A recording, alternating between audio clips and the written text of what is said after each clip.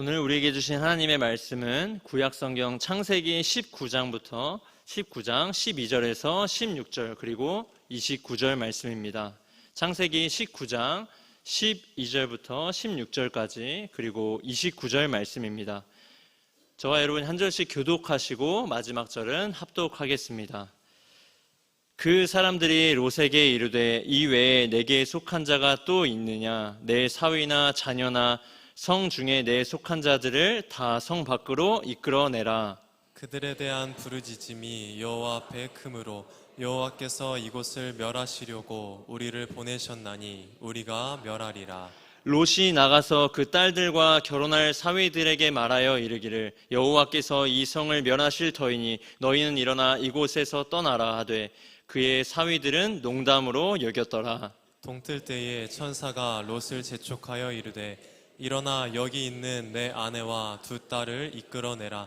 이 성의 죄악 중에 함께 멸망할까 하노라. 그러나 롯이 지체하매 그 사람들이 롯의 손과 그 아내의 손과 두 딸의 손을 잡아 인도하여 성 밖에 두니 여호와께서 그에게 자비를 더하심이었더라. 하나님이 그 지역의 성을 멸하실 때 곧 롯이 거주하는 성을 엎으실 때에 하나님이 아브라함을 생각하사 롯을 그 엎으시는 중에서 내보내셨더라. 아멘. 먼저 광고 말씀 드리겠습니다. 예배 후에는 통합 광고가 있으니 자리에서 기다려 주시면 감사하겠습니다. 뿐만 아니라 5주차 새생명 축제가 진행되고 있습니다. 이번 주 미션은요, 자리로 초대하기라는 미션인데요. 우리 열린 식탁에서 함께 사랑을 나누며 우리 복음을 증거하는 시간이 되었으면 좋겠습니다. 우리 다 같이 큰 소리로 한번 구호를 외치겠습니다. 여러분 준비되셨죠? 자, 준비하도록 하겠습니다. 열린 식탁! 열린 마음! 잃어버린 양을! 하나님께로! 네, 우리 하나님께 영광의 박수 올려드리겠습니다. 나는 여호와로 말미암아 즐거워하며 나의 구원의 하나님으로 말미암아 기뻐하리로다. 아멘. 이 말씀으로 보배로운 성도님들을 축복하고 싶습니다. 날마다 주님 안에서 즐거워하고 기뻐하는 저와 여러분 되시길 주님의 이름으로 축복합니다. 아멘. 오늘 설교의 제목은 농담으로 여겼더라 라는 제목으로 말씀을 증거하려고 합니다. 네, 잘 띄워주셨네요. AI 덕분에 아주 설교의 퀄리티가 상당히 올라간 것 같습니다. 네, 오늘도 큰 은혜가 있기를 소망합니다. 네, 사람은 누구나요, 자기가 기뻐하는 것을 따라 살아갑니다. 무엇을 가장 가치 있게 여기냐에 따라 인생의 방향이 결정되는데요. 오늘 본문에 등장하는 롯은요, 무엇을 따라 살아갔을까요? 창세기 13장에 보면 롯과 아브라함은요, 서로 갈라서게 됩니다. 그때 롯은요, 눈을 들어 요단 뜰을 바라보았습니다. 성경은 그 땅이 마치 여호와의 동산 같고 애굽 땅 같다고 말합니다. 네, PPT 한번 띄워주시겠어요? 눈에 보기에는 너무나 좋아 보였습니다. 풍요롭고요, 성공할 수 있을 것만 같은 땅이었습니다. 반면 아브라함은요, 너무 척박한 땅이었죠. 믿음으로 나아갈 수밖에 없는 그런 곳이었습니다. 결국 롯은요, 하나님의 약속보다 자신의 눈을 더 신뢰한 것입니다. 소돔 사람은 여호와 앞에 악하며 큰 죄인이었다라고 말하고 있습니다. 롯은 그 사실을 알고도 간 것입니다. 왜입니까? 좋아 보였기 때문입니다. 여러분, 사람은 자기가 사랑하는 곳으로 가게 되어 있습니다. 요즘 사람들은 어디를 바라보면서 살아가고 있는 것 같습니까? 여러분, 요즘 코스피가 정말 대박 났습니다. 제가 깜짝 놀랐는데요. 여러분, 얼마나 올랐는지 아십니까? 불과 작년 이맘때만 하더라도 거의 2천 후반대를 달리고 있던 코스피가요, 최근 보니까 깜짝 놀랐습니다. 7천, 막 8천 이렇게 가까이를 치고 있습니다. 부동산 열풍에서 지금은 막 완전히 주식 열풍이 되었는데요. 막 주식 커뮤니티 들어가 보면 뭐 수익 인증이 막 가득합니다. 막 몇백 % 수익, 뭐 인생 역전 이야기들로 가득합니다. 사람들은요, 왜 거기에 열광할까요? 자기의 인생을 바꿔줄 것 같거든요. 어떤 사람은 자신의 가진 돈을 다 밀어 넣어요. 심지어 빚까지 내서 투자합니다. 왜요? 자기 생각대로 될 것만 같거든요. 안정적인 수익은 재미도 없고요, 만족하지 못해요. 더 빠르게, 더 크게, 막 더 많이 벌고 싶어 합니다. 이렇게 세상을 위해서는 모든 걸 다 가진 모든 걸 다 내걸면서 하나님 나라 앞에서는 너무 계산적인 모습을 보게 됩니다.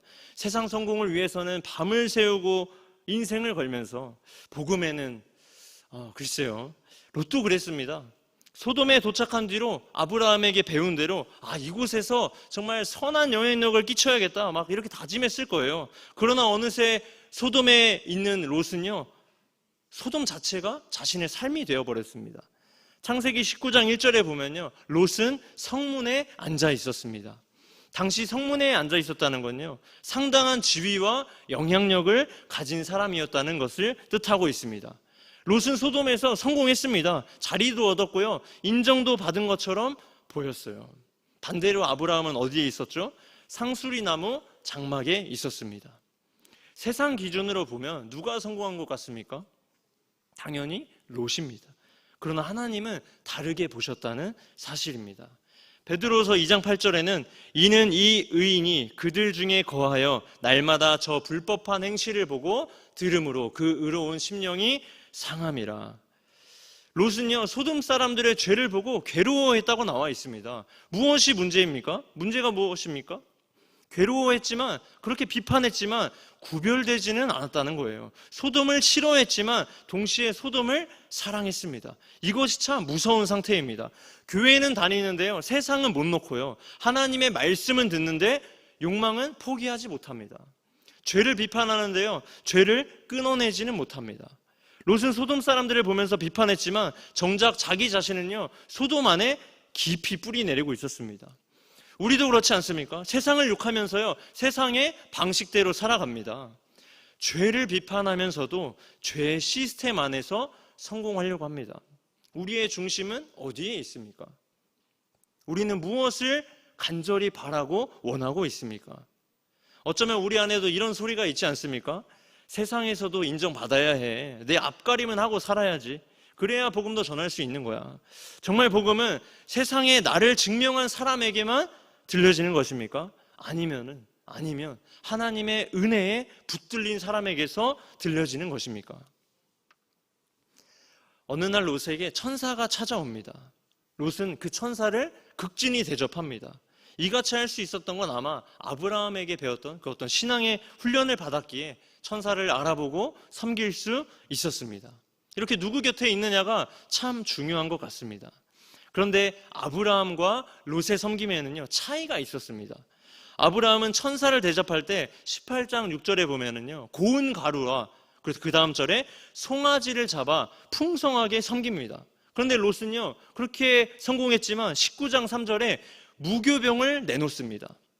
성경은 일부러 아브라함의 식탁과 롯의 식탁을 대비해서 보여줍니다. 왜 그렇습니까? 롯은 이미 소돔의 속도에 익숙해진 사람처럼 보입니다. 사람들에게도 인정받고 돈도 벌었을지 모릅니다. 그러나 그의 삶에는 안식이 없었습니다. 늘 급합니다. 늘 쫓깁니다. 늘 효율적인 삶을 사는데 급급합니다. 풍요는 넘치는데요, 영혼은 점점 메말라가기 시작하는 거예요. 여러분, 하나님 없는 번영은 사람을 쉬지 못하게 합니다. 세상은 풍요를 주지만 평안을 주지는 못합니다. 그리고 이어지는 장면은 더 충격적입니다. 본문 8절에 소돔 사람들이 와서 천사들에게 악을 행하려고 하자 롯은 자기 딸들을 내어줍니다. 여러분, 이것이 무엇입니까? 악으로 막으려는 것입니다. 세상 방식으로 죄를 막으려는 거예요. 분명 롯은 소돔을 비판하고 있지만 정작 판단과 기준과 생각은요, 이미 소돔화가 되어버린 거예요. 물론 당시에 어떤 귀한 손님을 맞을 때 딸을 내어주는 충격적인 문화가 있었지만 그 어떤 문화도요, 하나님의 창조 질서를 거스를 수는 없습니다. 하나님의 말씀을 잃어버리면 결국 사람은 흘러가는 대로 살아가게 돼 있습니다. 세상 문화가 기준이 되고 사회 분위기가 기준이 됩니다. 다수가 옳다고 하면요, 그대로 다 따라갑니다. 다 그러니까 요즘 다 그렇게 사는데 그렇게 죄가 일상이 되기 시작합니다. 롯도 마찬가지였습니다. 소돔을 비판하면서도요, 결국 소돔처럼 판단하고 행동했습니다. 그런데 여기서 더 비참해집니다. 참 비참하죠, 롯이. 소돔 사람들도 롯을 자기 편으로 인정하지 않았다라는 거예요. 본문 9절에 이 자가 들어와서 거류하면서 우리 법관이 되려 하는도다. 이게 무슨 말입니까? 네가 뭔데 우리를 판단하냐는 거예요. 결국 롯은 하나님도 놓치고 세상에서도 인정받지 못하게 되는 것입니다. 마태복음 6장 24절의 말씀입니다. 한 사람이 두 주인을 섬기지 못할 것이니 혹 이를 미워하고 저를 사랑하거나 혹 이를 중히 여기고 저를 경히 여김이라. 너희가 하나님과 재물을 겸하여 섬기지 못하느니라. 아멘. 여러분, 하나님과 재물은요 겸하여 섬길 수가 없습니다. 그런데 우리는 어떻게 하죠? 둘 다 지키려고 합니다. 둘 다 가지려고 해요. 신앙도 잃고 싶지 않고요, 세상도 놓고 싶지 않습니다. 그러다 결국 둘 다 놓치게 됩니다. 그리고 오늘 본문에서 가장 중요한 장면이 나옵니다. 천사가 롯에게 말합니다. 12절에 일어나 이 성에서 나오라고 말합니다. 그런데 16절에 롯은 이렇게 행동합니다.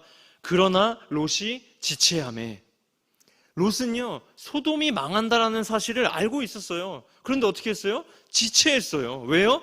이미 마음에 소돔에 가 있었기 때문이에요. 죄는 단순한 행동이 아니라 우리 마음에 왕처럼 자리해요. 안 되는 줄 알아요. 위험한 줄도 알아요. 계속 가면 무너지는 줄도 알아요. 그런데 못 나온다라는 거예요. 이런 말도 있죠. 도박에 중독된 사람은요 손을 잘라내면 발로 하고 발을 자르면 입으로라도 한다고 해요. 왜 그렇습니까? 단순한 이거 행동의 문제가 아니라 이미 마음에 도박이 붙잡혀버린 거예요. 계속 밀어요. 아, 조금만 더, 아직은 괜찮아. 그렇게 죄는요 사람을 이렇게 붙잡아 놓습니다. 그렇게 롯은요 자기 힘으로 소돔을 나올 수 없는 상태였습니다. 그런데 놀라운 장면이 이어집니다. 16절에 그 사람들이 롯의 손과 그 아내의 손과 두 딸의 손을 잡아 인도하여 성 밖에 두니, 천사가 그의 손과 그의 아내의 손과 두 딸의 손을 붙잡아 성 밖으로 끌어냅니다. 우리가 하나님을 붙잡았다고 생각하지만요 하나님이 우리를 붙잡으신 것입니다. 우리가 정신 차려서 죄에서 나온 게 아니라는 거예요. 우리가 믿음이 좋아서 걸어 나온 것도 아니라는 거예요. 사실 우리는 어쩌면 롯처럼 끝까지 머뭇거리는 사람들입니다. 망하는 줄 알면서도요 소돔의 자본을 붙들고 죽을 길인 줄 알면서도 그 미련을 버리지 못해서 계속 뒤를 돌아보는 거예요. 그런데요 하나님이 그런 죄인의 손을 붙드시는 것입니다. 복음은 그래서 끝까지 중심을 잘 지켜나간 사람들의 어떤 성공담이 아닙니다. 우리는 절대 착각하면 안 돼요. 복음은, 하나님 나라는요 열심히 선행을 베풀 그런 사람들이 모이는 곳이 아니라 내가 철저하게 파산해서 소돔에 함께 불타 죽어 그 마땅한 죄인을 하나님이 은혜로 끌어안으시는 나라, 그것이 바로 하나님 나라라는 사실입니다. 소돔은 성문에 앉아서 있던 소돔 사람들은요 성문에 앉아있던 그 롯을 보면서 저 사람 성공했네, 괜찮게 사네, 그렇게 생각했을 거예요. 롯 자신도 어느 순간 나는 그래도 좀 하나님 믿고 어느 정도 살만하니까 저 사람들보다는 낫다, 그렇게 여기고 있을지도 모르겠습니다. 그러나 하나님 앞에서 롯의 실상은 무엇이었습니까? 하나님의 은혜가 아니면요 당장 소돔의 그 심판 앞에서 불타 사라질 수밖에 없는 죄인에 불과하다는 사실입니다. 롯이 살아난 이유는요 끝까지 믿음을 잘 지켰기 때문일까요? 끝까지 지체하면서 소돔을 놓지 못하던 그 죄인을 하나님이 붙드셨기 때문입니다. 이것이 복음입니다. 그런데 왜 하나님은 롯을 끝까지 붙드셨을까요? 대체 왜 붙드셨을까요? 본문 29절입니다. 하나님이 아브라함을 생각하사 롯을 그 엎으시는 중에서 내보내셨더라.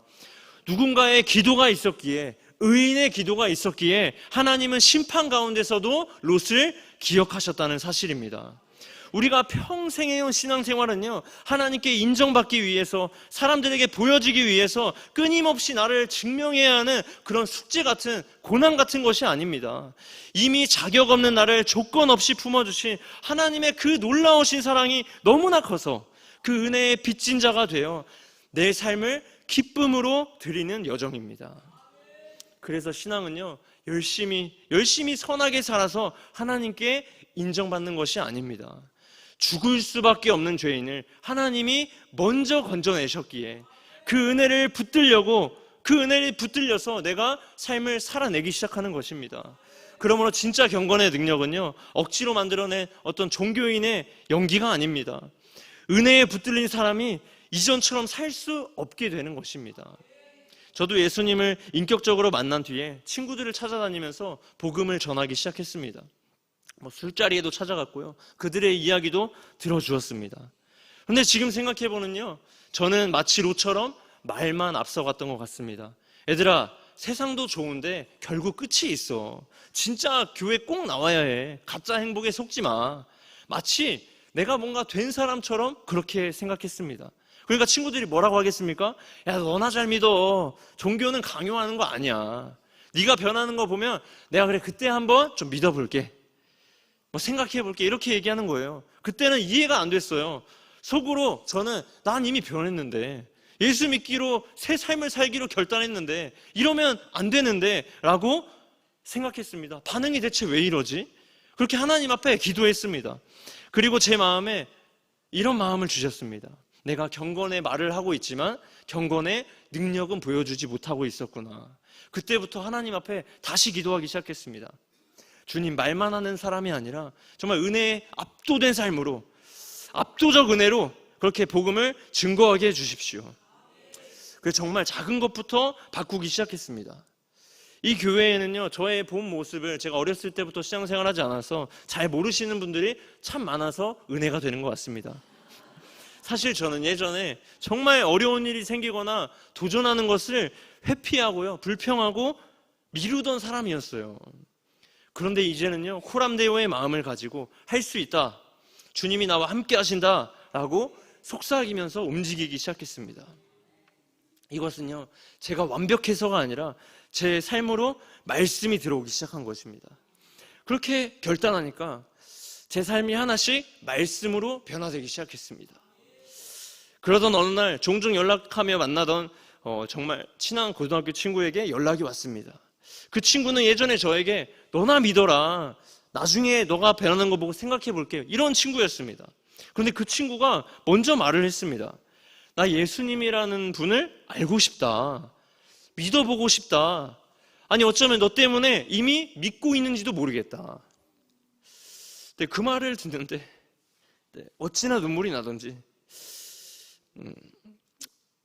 저는 그 자리에서 복음을 전했고요, 함께 영접 기도를 했습니다. 대화가 끝난 뒤에, 이게 최근 일이에요, 아내와 함께 감사 기도를 드렸습니다. 여러분, 사람은 논리로만 변하지 않습니다. 삶에서 복음의 능력을 볼 때 움직이는 것입니다. 롯의 사위들이 왜 농담으로 여겼을까요? 롯이 하나님의 이야기를 안 해서 그랬을까요? 롯의 삶 속에서 하나님이 보이지 않았기 때문입니다. 말은 했지만은요, 은혜 받은 삶이 따라가지 못했습니다. 세상 속에서 비판만 하는 사람은, 그런 신앙은요, 사람을 결코 살릴 수가 없습니다. 알맹이 없는 친절과 말씀 없는 선행은요, 결국 힘을 잃게 되는 것입니다. 그러나 말씀으로 살아낸 사랑은요, 다른 것입니다. 그 사랑은요, 사람을 살려요. 그 삶은요, 복음을 증거합니다. 말씀을 맺겠습니다. 롯의 문제는요, 단순히 세상을 사랑한 것이 아닙니다. 하나님보다 소돔이 더 현실적으로 내 눈에 다가왔다는 것입니다. 오늘 우리도 마찬가지입니다. 하나님 나라보다 눈앞에 닥친 것이 더 커 보이고 말씀보다 현실이 더 강해 보입니다.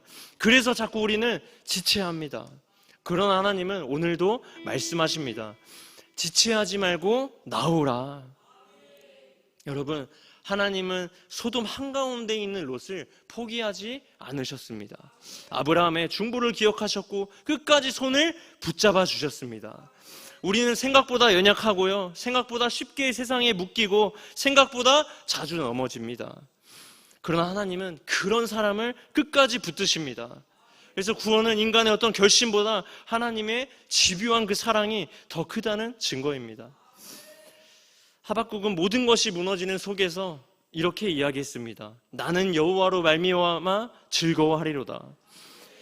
오늘도 하나님께 우리 하박국 선지자처럼 기쁨으로 붙들리며 또 즐거워하며 살아가시는 저와 여러분들 되시길 주님의 이름으로 축복합니다. 아멘. 우리 시간이 많이 갔지만 찬송과 눈을 들어 하늘 보라 찬양하고 기도하겠습니다. 눈을 들어 하늘 보라. 눈을 들어 하늘 보라. 어지러운 세상 중에 곳곳마다 상한 영의 탄식 소리 들려오나. 빛을 잃은 많은 사람 길을 잃고 헤매이며 당자처럼 기지만 믿는 자여 어이하. 2절로 고백하겠습니다. 눈을 들어 하늘 보라. 어두워진 세상 중에 외치는 자 많고만 생명수는 말랐어라. 죄를 대속하신 주님 선한 일꾼 찾으시나.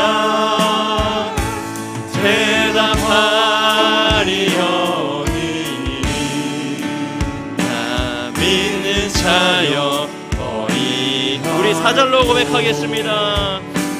눈을 들어 하늘 보라. 다시 사신 그리스도